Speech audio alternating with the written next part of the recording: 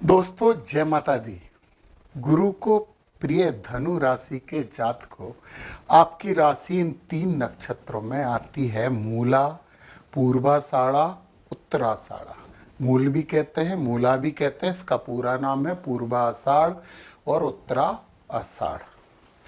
तो ऐसा विद्वान लोग कहते हैं कि हमारे ऊपर राशियों से कहीं अधिक प्रभाव नक्षत्र डालते हैं, तो फिर हम नक्षत्रगत उपाय अपना लेंगे तो कुछ अच्छा कर पाएंगे। तो इसी कड़ी में चलिए हम बात करते हैं ये धनु राशि जो पहला नक्षत्र है, मूल नक्षत्र, उसकी। इसके देवता जो होते हैं ना, इसके देवता होते हैं, वो होते हैं निरक्ति। और कंफ्यूज मत होना, कई लोग इसे निरति भी बोलते हैं। निरति बड़ी की मात्रा, चलो छोड़ो। देवता तो इसके हो गए, और स्वामी जो इसके हैं वो हैं केतु। स्वामी केतु है। अब आपको दो बातें तो यहीं पे करना चाहिए कि आपको गणेश जी की आराधना जरूर करना चाहिए और गुरुओं का सम्मान करना चाहिए। और आपका जो मुख्य पेड़ है जिसकी आप पूजा करके शुभता प्राप्त कर सकते हो वो है बट वृक्ष। और राल भी एक पेड़ है जिसकी आप पूजा करके शुभता प्राप्त कर सकते हो। और यदि आप बरगद के पेड़ की जड़ अपने पर्स में हमेशा के लिए रख लेना तो बहुत अच्छा होगा। तो अच्छा करो ना। इसका मंत्र है ओम मूलाधाराय नमः है। पेड़ की 7 परिक्रमा लगाना पूजन करके। बरगद के पेड़ की बड़ा होता है, थोड़ी सी मेहनत होती है। अब मेरी बात ध्यान से सुनना कि लोग कहते हैं कि ये बहुत अशुभ नक्षत्र है। अब आप इस चीज के बारे में सुनना, आगे मैं बोल रहा हूं उस पर ध्यान देना, और जो बोल रहा हूं उसमें सच्चाई है, सत्यता है। ये लोग बहुत बुद्धिमान तथा धैर्य वाले होते हैं। बताइए, यदि अशुभता है तो इतने बुद्धिमान और धैर्य वाले कैसे हो सकते हैं? मूल नक्षत्र वाले रिश्तों के प्रति वफादार होते हैं, इन पे विश्वास किया जा सकता है। और इन्हें कोई कार्य आप दोगे ना तो मान लेना कि वो कार्य होगा, क्योंकि ये बहुत जिम्मेदार होते हैं। सामाजिकता इनकी बहुत बड़ी चढ़ी रहती है और इन्हें सुख का अनुभव होता है। सुख प्राप्ति के लिए कार्य करते हैं। परिजनों से विवाद होता है, थोड़ा सा माता पिता से भी ये विवाद कर सकते हैं यदि कुंडली में ग्रह नक्षत्र उस तरीके के हैं तो ये तर्क शास्त्री हो सकते हैं। तो आप विवाद बोल लो या तर्क शास्त्री बोल लो। दवाओं से संबंधित कोई भी व्यवसाय ये बहुत अच्छे कर सकते हैं। वक्ता बहुत अच्छे होते हैं। पता, बड़े बड़े सन्यासी भी इसी नक्षत्र के हैं। कौन कह रहा है बुरा है? तांत्रिक होते हैं, पुरातत्व वेत्ता हो सकते हैं, खगोल विज्ञानी हो सकते हैं, और अंतिम संस्कार के पूरे सामान के ये विक्रेता भी हो सकते हैं। मतलब ये है कि ये अच्छे होते हैं। अब हम देखते हैं इनके विभिन्न चरण यानी विभिन्न ऊर्जा स्तर। दोस्तों, नक्षत्र का प्रभाव तो आप पे पड़ेगा ही पड़ेगा, उसके लिए तो करना। ये थोड़ा सा ऊर्जा में अंतर होता है। जब प्रथम चरण की बात करते हैं, स्वामी मंगल हो जाते हैं, तो आप बहुत ऊर्जावान, साहसी हो जाते हो, भौतिकवादी हो जाते हो। आपको मान चाहिए ही चाहिए, आपको वैल्यू चाहिए, आपको सम्मान चाहिए।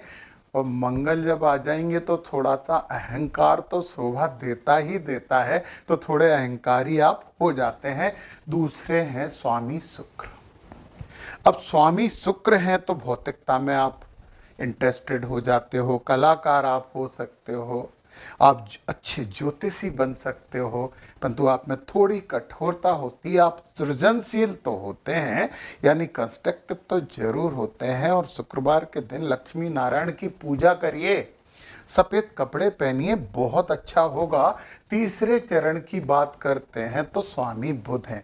तो बुध क्या करेंगे? आपको थोड़ा सा बुद्धिमान और बना देंगे। आप शिक्षा शास्त्री बन सकते हो, सिद्धांतवादी रहते हो और थोड़े गंभीर रहते हो। तो बुध भी आ गए, तो केतु के लिए भी गणेश जी की आराधना कर ही रहे हैं, तो बुध के लिए भी गणेश जी की आराधना की है, तो और बढ़ा दें आराधना तो बहुत अच्छा होगा। अब आ गए आपका चतुर्थ चरण, स्वामी चंद्र। चंद्रमा जब भी आ जाता है तो भावुक बनाता है, मन में थोड़ी उथल पुथल तो जरूर करवाता है। आप बुद्धिमान तो होते हैं, थोड़े से कठोर भी होते हैं, परंतु भावुक तो हैं ही। घूमना बहुत पसंद है, आप घुमक्कड़ हो जाते हैं। शंकर भगवान को और जप लो ना, शंकर जी की आराधना और कर लो तो बहुत अच्छा हो जाएगा। और अश्लेषा, ज्येष्ठा और रेवती नक्षत्र के लोगों पर विश्वास करिए, ये आपके काम आएंगे, आपके लिए अच्छा करेंगे। इन नक्षत्रों में आप कोई काम भी कर सकते हो, बुरे और भले नक्षत्रों को सोचना छोड़ के, क्योंकि ये नक्षत्र आपके लिए प्रिय हैं।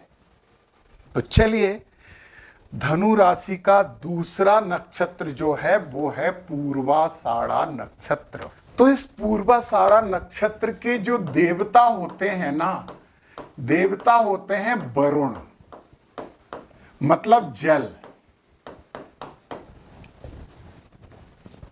हर पूजन पाठ में जल का भरपूर उपयोग करिए, जल कलश भर के रखिए, और जल कलश घर में भरा रखे रहो तो बहुत अच्छा है। नदियों वगैरह की बहुत आराधना करिए, उनमें कुछ चढ़ाइए, वहाँ पे कुछ गरीब लोगों को भोजन वोजन करवाइए, केवल शुभता और शुभता ही प्राप्त होगी। वैसे तो ये शुभ नक्षत्र है ही। तो इसका जो वृक्ष, अच्छा, इसके जो स्वामी होते हैं ना, शुक्र है। तो स्वामी शुक्र होगा, इसका मतलब ये है कि आप सुदर्शन तो हो ही जाओगे ना, आपका प्रभाव अच्छा पड़ेगा, आपकी सोच बहुत अच्छी होगी, थोड़ी सी भौतिकता पसंद करने वाले होगे। और आपका वृक्ष है अशोक और बेंत, मुख्य है अशोक। तो ओम अशोकाय नमः, अशोक वृक्ष घर पे लगा लें, जहां लगा है वहां पे पूजन करें। तो ओम अशोकाय नमः, ओम शुक्राय नमः। तो मैं फिर से बोल रहा हूं कि जितने भी जल क्षेत्र हैं वो आपके लिए सबसे शुभ स्थान है और आपके लिए बहुत बड़े तीर्थ हैं।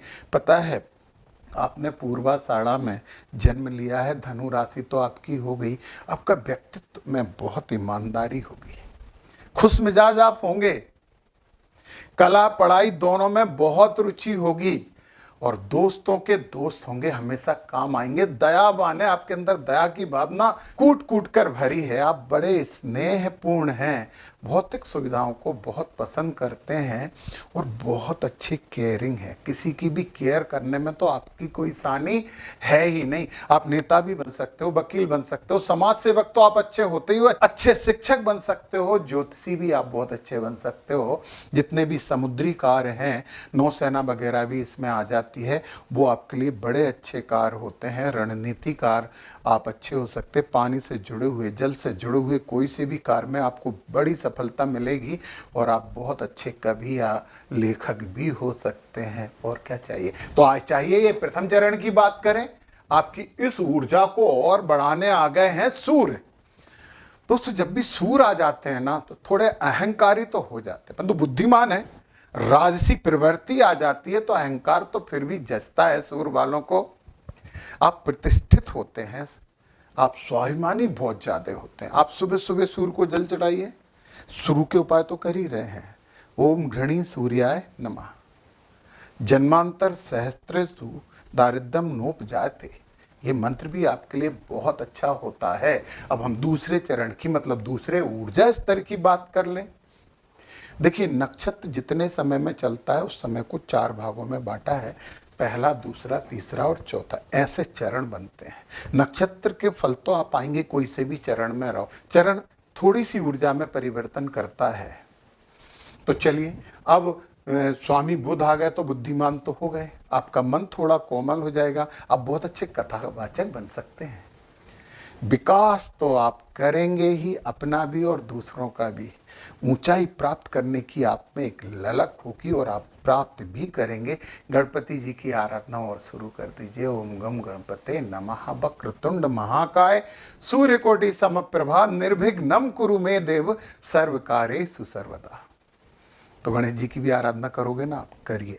फिर यदि आप तीसरे चरण में जन्मे हैं, तो तीसरे चरण में जन्मे हैं तो इसमें स्वामी है शुक्र। शुक्र 2 उसमें आ गए, बहुत सुखद वैवाहिक जीवन होगा, बहुत ज्यादा भौतिकतावादी आप हो जाओगे, परंतु एक अच्छे प्रेमी हो गए, सफल व्यापारी हो गए, और कड़ी मेहनत से धन लाभ प्राप्त करोगे तो आपको लक्ष्मी नारायण की पूजन करना है, कन्या भोजन आपके लिए बड़ा अच्छा है, छोटी छोटी कन्याओं को कुछ ना कुछ गिफ्ट देते रहें तो बहुत अच्छा होगा। और अब आप आ गए हैं चतुर्थ चरण में, स्वामी मंगल। मैंने बोला सूर आते हैं तो अधिकार आता है, मंगल आता है तो साहस आता है, और थोड़ी सी गुस्सा भी बढ़ जाती है, तो थोड़े झगड़ालू तो आप होते ही होते हैं दी चौथे चरण में। आप बुरा मत मानना, आप सोचना बैठ के कि हाँ आप थोड़े से झगड़ालू हो, आपकी बातों में व्यंगात्मकता रहती है, मतलब आप कमेंट करने में मास्टर हो, परंतु आपकी बातें लोगों को पसंद आती हैं।